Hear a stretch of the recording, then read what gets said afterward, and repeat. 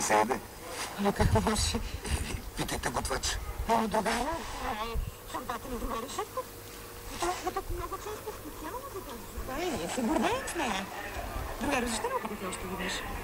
Може би, докато сте пътували до Ботев-град, устата ви да е поизсъкнала и сега, когато вкусите втори път, ще се промените много. Казаха, това е чорбата на Говаря Живков и тук грешка няма. Опитайте, ще видите. Не мога да благодаря. По-добре на 25 човека. Не се направя. Различни.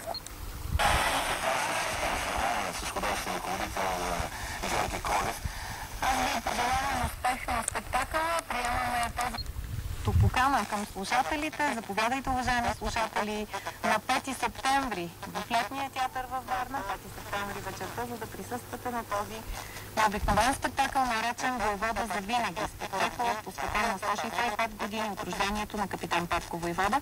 Благодаря на Румяна Вълчева от Тракийското дружество във Варна и на Свилен Стоянов, актьор в Варненския драматичен театър. За наше удоволствие, че ще имаме възможността да се зарадваме отново.